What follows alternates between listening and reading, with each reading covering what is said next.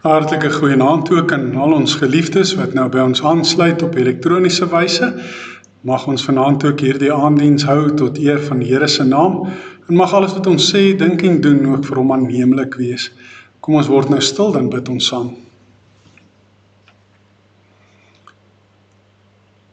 Almagtige, genadige, barmhartige God en hemelse Vader, wanneer ons vanaand hier by mekaar is om U te aanbid,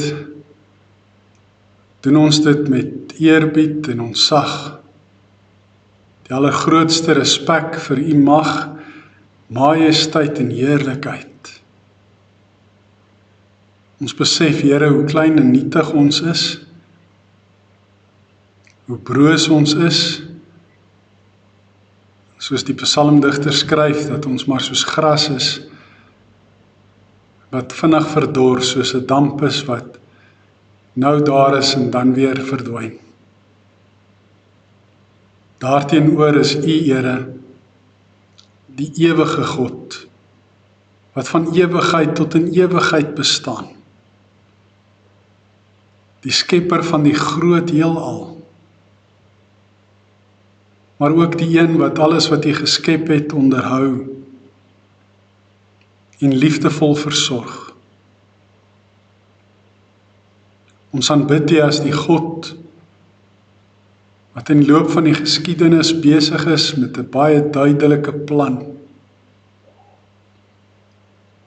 'n Verlossingsplan gebou op Jesus Christus. God wat mens geword het.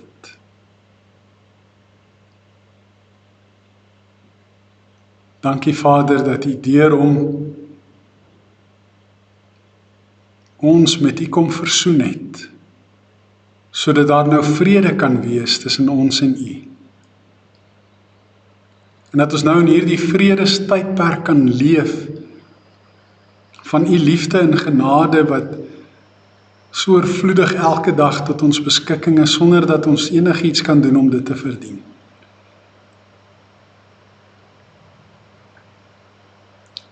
Ons aanbid U ook, Vader,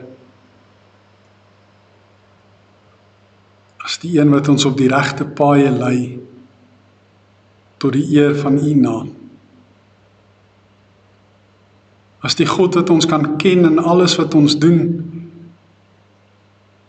met die wete en vertroue dat U ons die regte pad sal laat loop.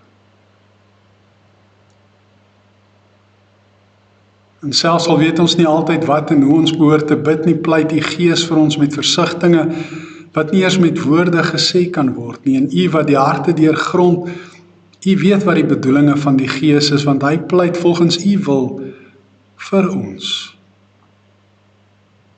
En daarom loof en prys en dank ons U ook vir die wete, dat U vir ons alles ten goeie laat meewerk, omdat U ons lief het, omdat U ons voor die skepping van die wêreld uit genade uitverkies het om aan U te behoort, en omdat daar niks is wat ons van U liefde kan skei nie. Dis ons gebed, Vader, dat U ook vanaand weer deur die woord met ons elkeen sal praat,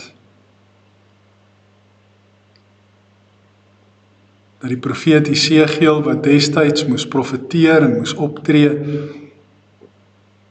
ook vanaand vir ons 'n boodskap sal gee, wat van U afkom, omdat U hom geïnspireer het daartoe. Ons dankie daarvoor in Jesus se naam. Amen. Geliefdes, met ons reis deur die profete, is ons nou by Jesegiel besig, en vanaand lees ons uit hoofstuk 12. Ons het nou in hoofstuk 11 verlede keer gesien hoe dat daar so iets van God se genade deurskemer, dat Hy hulle uit ballingskap uit weer sal terugbring. Maar hier is ons nou weer terug in tyd, waar die waarskuwing kom, dat hulle in ballingskap weggevoer sal word, wanneer hulle aan die Here ongehoorsaam is. Jesegiel 12, eerste vers, die woord van die Here het tot my gekom. Mens, jy woon tussen 'n weerbarstige volk, Hulle het oë om te sien, maar hulle sien nie. Hulle het ore om te hoor, maar hulle hoor nie. Hulle is 'n weerbarstige volk. Jy mens, moet die goed vat wat jy saam met jou in ballingskap sou wou neem en vandag nog weggaan van waar jy is na 'n ander plek toe, asof jy in ballingskap weggaan. Hulle moet jou dit kan sien doen. Miskien sal hulle dit sien hulle dit raak, maar hulle is 'n weerbarstige volk. Jy moet die goed wat jy in ballingskap sou wou saamvat vandag uitbring waar hulle dit sien, en vanaand, terwyl hulle jou sien, moet jy vertrek asof jy in ballingskap weggaan. Breek voor hulle oë 'n gat in die muur en gaan daardeur. Sit die goed voor hulle oë op jou skouers en vertrek in die donker. Maak jou gesig toe, sodat jy nie die land sien nie. Ek maak jou 'n teken vir Israel.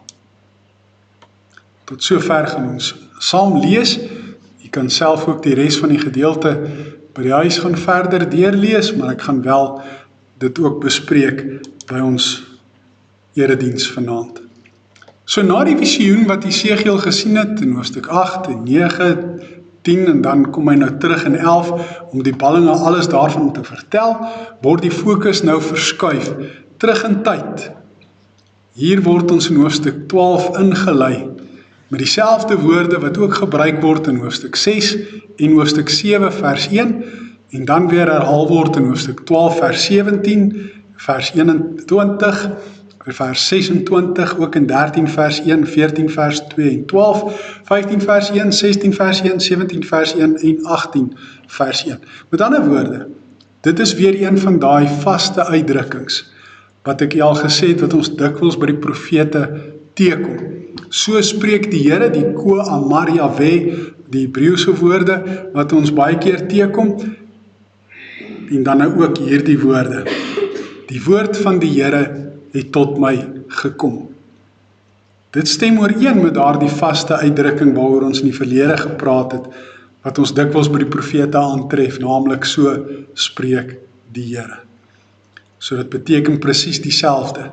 Die woord van die Here tot my gekom beteken dieselfde as so spreek die Here. Ek dink, dit sou baie interessant gewees het as die profete aan ons bekend gemaak het presies hoe die woord van die Here tot hulle gekom het. Is nogal iets wat ek baie graag by hulle sou wou hoor.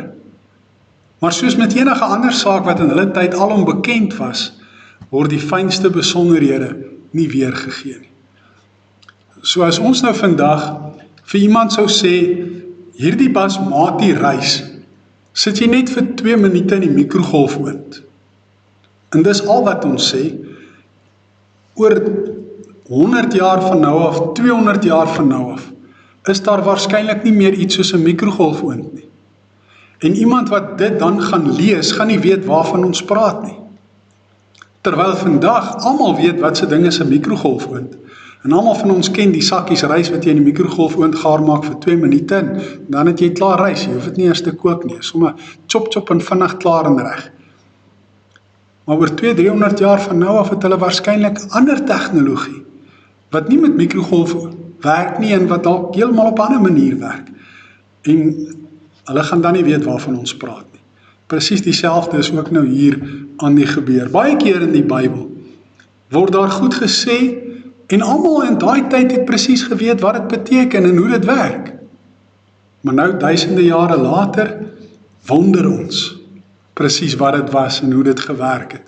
Want dit is nie aan ons alom bekend soos wat in daardie tyd die geval was. God herhaal weer dat Jesegiel tussen 'n weerbarstige volk woon. Nou, dis woorde wat jy sal onthou ons teëgekom het ook by profete soos Jesaja en Jeremia, waar die Here ook gesê, die volk is weerbarstig. Nou, dit laat 'n mens dink aan daardie bulle wat 'n mens partykeer kry, wat die boer binne in sy kraal wil probeer inkry. Maar hierdie bul wil nie hoor nie. Hy is weerbarstig, hy wil sy eie koers ingaan. En dan het hy mos nou so 'n neusring baie keer aan, en dan moet die boer hom nou aan hierdie neusring beet kry, en hy moet nou alles in sy vermoë doen om hierdie bees nou daar in daardie drukgang te kry, sodat hy by die kraal kan ingaan. Maar as daai bees net eenvoudig vassteek en hy weier, dan kan die boer amper op sy kop staan, gaan nie werk nie. Hy moet dan nou maar ander tegnieke probeer gebruik, want daai bil is weerbarstig. Nou dis presies wat dit ook beteken. Hierdie volk is so 'n bil. Hulle wil nie luister nie. Hulle wil nie doen wat die Here wil hê hulle moet doen nie. En dis ook woorde wat ons by die ander profete reeds teëgekom het, soos ek nou net gesê het, by Jesaja en Jeremia.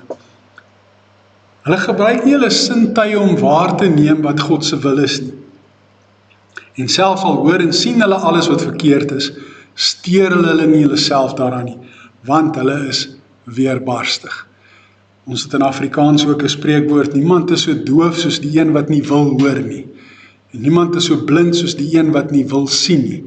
En dis presies waar dit eintlik maar vandaan kom. Dis presies wat hierdie volk was. Hulle was horende doof en siende blind. Hulle wou nie luister nie. Weerbarstig sou ook vertaal kon word met dwars, hardnekkig, wederstrewig, hardkoppig, eiesinnig of eiewys. So dis alles goed wat 'n mens sou kon sê daardie bil ook is, wat nie wil luister, wat nie in die drukgang wil ingaan nie. Hulle harte, sê God, is verhard, en hulle is nie ontvanklik vir die woord van die Here nie. Dit laat ons dink aan daardie klipharde pad, waarvan Jesus gepraat het in die gelykenis van die saaier in Matteus 13. Die saad het op die harde pad geval, dit het nie in die grond ingegaan nie, die voëls het gekom en hulle die saad opgepik, dit het geen uitdrukking, geen effek, geen invloed op die mense se lewe gemaak nie, of gehad nie, geen indruk gemaak nie. En dis presies wat ook nou gebeur, hulle is soos 'n klipharde pad. En dan kry ons weer 'n preekhulpmiddel, soos wat ons ook by die ander profete teëgekom het. Onthou jy nog vir Jeremia, wat so vir 'n jaar lank op sy sy moes lê en met hierdie stad moes speel en die stad beleer, asof die stad ingeval word, en hy mag net so op een posisie gelê het.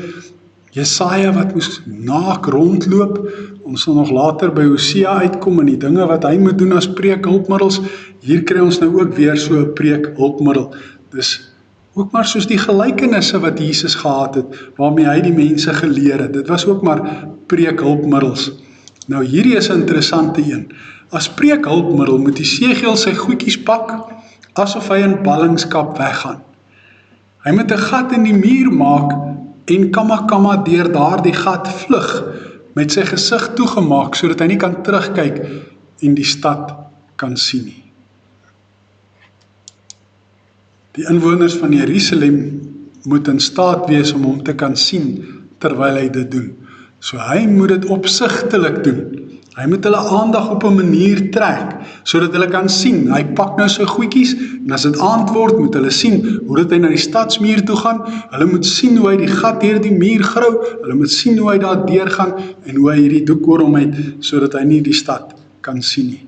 Dit is belangrik dat hulle dit moet kan sien.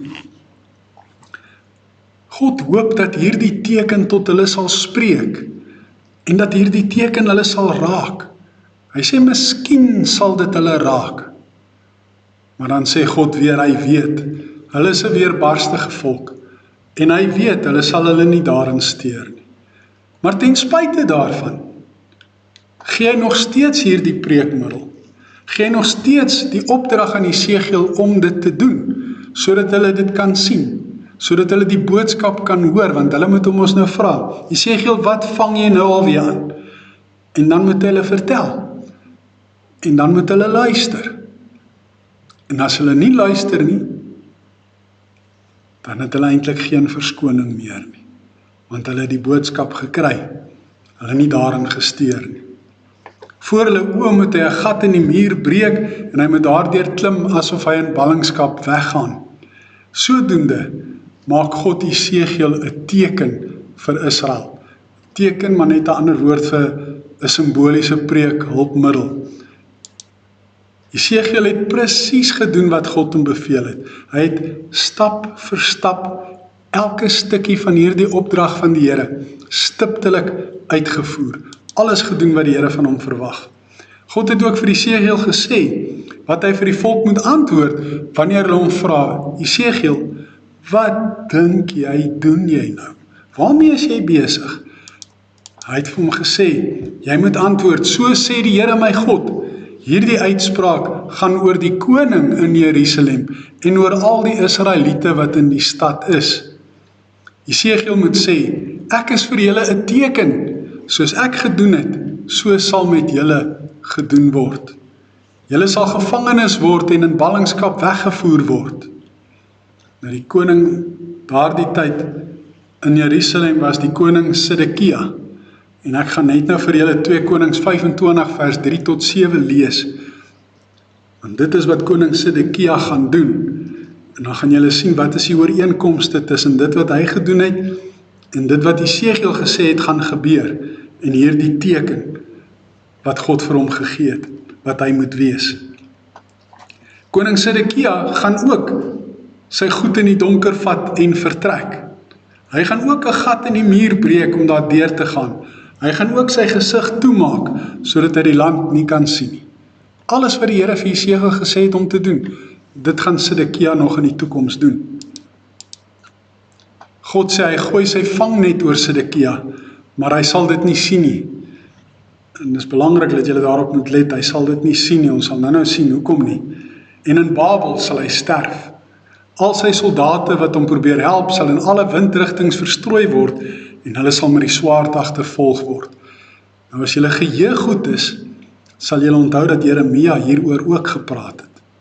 Dat hy ook hierdie geskiedenis beskryf het van Sedekia wat gevlug het, toe Nebukadneser Jerusalem beleer het, en wat met hom gebeur het. Maar ek weet nie of julle geheue so goed is nie, en daarom gaan ek julle nou herinner. Dan sal hulle en die nasies besef wie eintlik die Here is. Want onthou, daar is nou grootskaalse verwarring. Hulle is besig om afgode te dien. Hulle weet nie meer wie is God nie. Want hulle dink, daai nasie se God is God, of daai nasie se God is God, en dan maak hulle sommer vir hulle self ook 'n God, en dan bid hom. Hulle weet nie meer wie God is nie. Hulle besef nie dat hy die Here is nie. En dan gaan net 'n paar van hulle oorbly. En die wat gaan oorbly, wat nie vermoor gaan word nie, wat nie aan pes of hongersnood gaan sterf, soos wat ons in Jeremia gelees het nie, hulle gaan in ballingskap weggevoer word. En hoekom? Sodat hulle daar kan getuig dat God die Here is. En iets wat nou nie hier vir ons gesê word nie, maar wat ons weet, omdat ons na die Nuwe Testament leef, en ons gesien het hoe God sy plan in die geskiedenis volvoer het, sodat hy sy Messias plan kan uitvoer. Ons weet dit nou, Jesegiel destyds het dit nog nie geweet nie. Die woord van die Here het weer tot Jesegiel gekom, in vers 17, selfde woorde wat weer gebruik word, die vaste uitdrukking, en weer sal ek graag wil weet presies hoe, maar dit word nie gesê nie. Die keer gee die Here weer vir hom 'n preekhulpmiddel, maar hierdie keer moet hy sy kos al bewende eet, en sy water met ontsteltenis en kommer drink, as 'n profetiese preekhulpmiddel. Nou presies hoe 'n mens jou water met ontsteltenis en met kommer drink, is ek nie heeltemal seker nie. Miskien het dit baie te doen met jou gesigsuitdrukking, en ek stel my voor Mr. Bean sal nou nogal weet hoe om dit te doen, want hy kan nogal met sy gesig toneel speel beter as baie ander mense wat ek van weet. En dan moet hy vir die volk sê dat hulle net so ook hulle kos met kommer sal eet en hulle water met huiwering sal drink, want die land sal gestroop word, omdat almal wat daar gewoon het geweld gepleeg het. Alles sal vernietig word, en dan sal hulle besef dat God die Here is. Hulle sal dan besef wie die ware God is. En ons weet ook van die hongersnood, die pes, die oorlog, al die goed waarvan Jeremia ook gepraat het. So wat is die boodskap vir ons in hierdie gedeelte? Ek dink in ons tyd is mense ook al hoe meer weerbarstig, net soos wat die volk destyds was. Ons is ook dwarstrekkerig, hardnekkig, hardkoppig, eiesinnig. Ons wil self besluit hoe ons dink God gedien moet word, en dan verwag ons van hom om daarmee tevrede te wees. Ons wil ons eie besluite neem oor wat reg en verkeerd is. En dan wil ons sê God moet sy stempel van goedkeuring daarop plaas. Ons wil hê die Here moet saam met ons gaan, waar ons ook al gaan, maar hy moet hier agter ons loop. Ons sal vooruit gaan. Hy moet ons volg. Dis wat die mense vandag dink. En dis hoe hulle vandag leef. Weerbarstig, soos daardie bul wat nie in die drukgang wil ingaan nie. Hulle volg hulle eie koppe, die mense vandag ook. Hulle wil self besluit wat reg en verkeerd is. Hulle wil self besluit hoe hulle dink die Here gedien wil word. En hulle verwag hy moet tevrede wees. Die meerderheid mense gee nie regtig eers meer om of iets reg of verkeerd is nie. Dis nie eens meer 'n vraag wat gevra word nie. Daar word nie eers meer gevra, maar wat sê die Bybel daaroor nie? Want hulle sê daar is soveel verskillende interpretasiemoondlikhede. En die Bybel is geskryf in 'n ander konteks vir 'n ander tyd. Eintlik moet ons nou vandag self besluit. Wat is reg en verkeerd? Ons het meerdere kennis vandag. Ons het wetenskaplik verder gevorder. Ons het die tegnologiese vordering en ons het AI, nee, moenie vergeet nie. Ons het kunsmatige intelligensie, KI, die regte Afrikaanse woord daarvoor. En dit kan dan vir ons baie dinge leer, hoor. Ons het nie meer nodig om te vra wat die Here wil nie. Ons kan net die AI vra, die kunsmatige intelligensie, wat is reg en verkeerd. God se wil is glad nie meer belangrik vir die mense vandag nie. Is ook nie meer vir hulle relevant nie. Hulle doen net wat hulle wil, soos hulle wil en met wie hulle wil. So hoor ek ook van iemand wat geïmmigreer het, en 'n kind by die skool wat 'n onderonsie met 'n ander kind by die skool opgedoen het.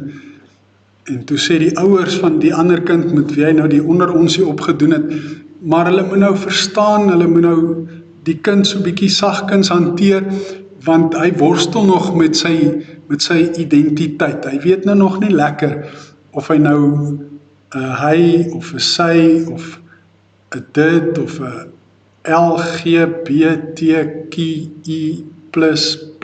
Hy is nog onseker oor daai goed, so hulle moet 'n bietjie sagter met hom wees.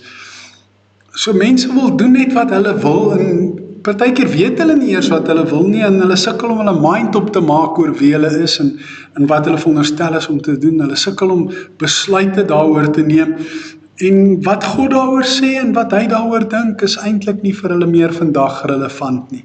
Mense wil hulle eie koppe volg en hulle eie dinge doen. Geweld word oral gepleeg.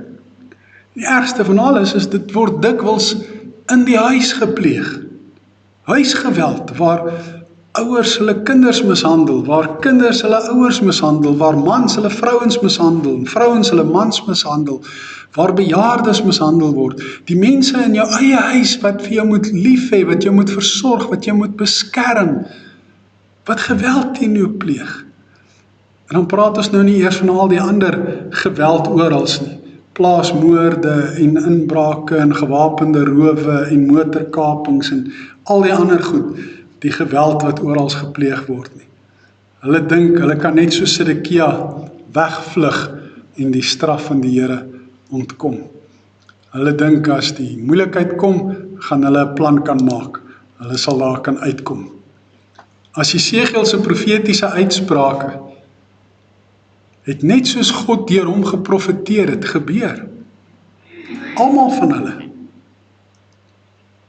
Ons het daarvan gelees in Jeremia, sal jy onthou? Ek hoop so. En nou in 2 Konings 25 gaan ek nou vir u lees presies wat Sedekia gedoen het. En jy kan gaan kyk, dis goed wat gebeur het na Jesegiel se preekhulpmiddel. Hy het dit stiptelik woord vir woord gedoen, soos wat God vir Jesegiel gesê het hy moet doen. Die stad is beleer tot in die 11de regeringsjaar van koning Sedekia. Teen die 9de dag van die 4de maand was die hongersnood in die stad so erg, dat daar nie meer kos vir die bevolking was nie. Onthou wat moes hy doen? Hy moes sy water met ontsteltenis drink, en sy kos met bewering, om daardeur vir hulle teken te wees, om te sê dit gaan hulle ook gebeur. Toe is daar 'n opening in die muur gebreek, en al die soldate het in die nag gevlug deur die poort tussen die 2 mure langs die koningstuin, ten spyte daarvan dat daar Galdeërs rondom die stad was. Die soldate het in die rigting van die Jordaanvallei gevlug, maar die Galdeëse leer het die koning agtervolg en hom ingehaal op die Jerigo vlakte. Jesegiel se woorde: ek gaan hom met my vangnet, gaan ek hom vang. So waarskynlik het hulle hom met 'n vangnet gevang in die Jerigo-vlakte. Sy hele leer was toe al uitmekaar uitgejaag, weg van hom af. Hy is gevange geneem en na die koning toegeneem in Ribla, die koning van Babel, Nebukadneser. Hy is verhoor en toe het hulle sy seuns voor sy oë geslag en hulle het sy oë uitgesteek, hom met bronskettinge geboei en na Babel toegevat. Onthou wat het Jesegiel gesê? Hy gaan met 'n vangnet gevang word en in ballingskap weggevat word en hy sal dit nie kan sien nie. En hier weet ons nou hoekom nie, want hulle het sy oë uitgesteek. So presies soos wat Jesegiel geprofeteer het gaan gebeur, het dit ook gebeur. Net soos Jesegiel moet ons ook God se opdragte stiptelik uitvoer en gehoorsaam. As God vir jou 'n opdrag gee in sy woord of deur sy Heilige Gees, dan moet jy dit doen. Jy moet nie eers vra hoekom nie. Jy moet net gehoorsaam doen wat hy vir jou vra. Jesegiel het stiptelik gedoen wat die Here gevra het. Ons moet ook so gehoorsaam wees. Nou die laaste gedagte. Soos ons herhaaldelik al by die profetiese boeke geleer het, is God regverdig. Haat hy die afskuwelike sonde, die afgodery en die geweld. Maar hy is ook genadig. Hy skep altyd 'n ruimte om sy meesterlike verlossingsplan deur sy Messias seun Jesus Christus tot uitvoering te bring. En ons het die opdrag om daarvan te getuig. Ons het gesien hoe dat God gesê het, klein bietjie mense gaan oorbly en in ballingskap weggevoer word, sodat hulle daar kan getuig dat hy die Here is.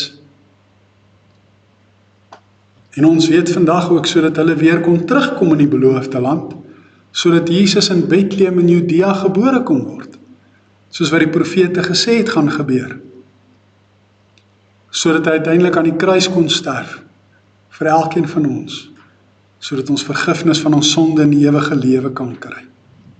En net soos wat hulle daar in ballingskap moes getuig dat God die Here is, so moet ons getuig dat Jesus die Here is. Dat elke knie voor hom sal buig en elke tong sal bely, Christus is die Here. Hierdie opdrag om te getuig is 'n opdrag wat reg deur die bladsye in die Nuwe Testament oor en oor herhaal word. En daarom praat ons vandag ook van die feit dat ons 'n missionale kerk is. Missionaal beteken gestuur. Ons is 'n gestuurde kerk met 'n opdrag, met 'n missie. En dis om die evangelie te verkondig waar ons ook al gaan. Ja, ons leef ook in 'n tyd waarin die mense weerbarstig is, waar hulle nie steur aan ons verkondiging en ons getuienisse nie, waar die lig wat ons moet uitstraal en die sout wat ons moet wees, dit aan hulle doen. Hulle voel vere daarvoor. Maar net soos Jesegiel ten spyte daarvan nog steeds sy opdrag uitgevoer het en gedoen het wat die Here vra, net so moet ons nog steeds doen wat die Here vra. As hy ons stuur na al die nasies toe en hy sê, gaan maak hulle my disippels, doop hulle in die naam van die Vader, die Seun en die Heilige Gees, leer hulle om alles te onderhou wat ek julle beveel het en onthou, ek is met julle al die dae tot die volëinding van die wêreld. In Handelinge 1 vers 8, julle sal krag ontvang wanneer die Heilige Gees oor julle kom, en julle sal my getuies wees, Jerusalem, Judea en Samaria en tot in die uithoeke van die aarde. Christen wees en getuie wees, het ons nou die dag ook gehoor, is sinonieme van mekaar. Dit beteken dieselfde. Om 'n Christen te wees, is gelyk aan om 'n getuie te wees. Jy kan nie die een wees sonder die ander ook nie. Net soos die volk getuies moes wees, so moet ons ook wees, van God se meesterlike verlossingsplan, en van sy groot genade. Mag die Here ons gebruik om by hulle uit te kom wie se harte hy sag gemaak het. Hulle wie se harte nie meer soos 'n klipharde pad is nie, maar soos vrugbare grond, sodat ons die saad van die evangelie daar kan saai en sy koninkryk daardeur kan kom. Amen. Kom ons bid saam. Getroue God en Hemelse Vader, ons besef net weer vanaand dat ons in 'n wêreld lewe waarin daar hardkoppige mense is wat hulle nie aan U wil steur nie, wat nie aan U gehoorsaam wil wees nie. En ons het weer gehoor, net soos wat U vir Esegiel gestuur het en U woord tot hom gekom het, so het U woord ook vanaand deur die profeet Esegiel tot ons gekom. En net soos wat die volk moes getuig in ballingskap dat U die Here is, so moet ons dit ook getuig. So moet ons ook getuig oor U meesterlike verlossingsplan in Christus Jesus, die enigste verlosser, die enigste weg, enigste waarheid, die enigste lewe, die enigste manier om by U uit te kom. Here, gee dat ons dit onverskrokke sal doen, stiptelik gehoorsaam sal doen, en dat ons U daardeur sal eer en verheerlik. Vader, ons kom sê dankie vir die lieflike reën wat ons die afgelope naweek en week ontvang het. Ons sê vir die dankie vir die goedheid en die guns wat die sodoende aan ons bewys, dat ons daarin ook die getrouheid kan raak sien in die liefdevolle versorging.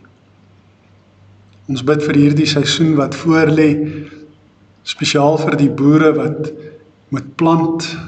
Ons bid dat daar ook suksesvolle oeste sal wees, sodat daar kos kan wees om te eet. En Here, waar ons in 'n deurmekaar wêreld leef, waarin baie mense hulle werk verloor en waar 'n groot staalfabriek ook in hierdie week sy deure sluit, bid ons, Here, dat U ook daar vertroostend teenwoordig sal wees en dat U weer nuwe deure sal oopmaak op die regte tyd. Want ons weet U het vir ons net die beste in gedagte en U laat vir ons alles goed afloop. Ja, Here, aan U liefde is daar geen einde nie, maar tog nie die werk van U hande laat vaar nie. Ons bid dit in Jesus se naam. Amen. Jy het nou geleentheid om die Here te dien met die dankoffers, en daarna gaan ons afsluit met die getuienislied wat op Jerusalem se wysie gesing word.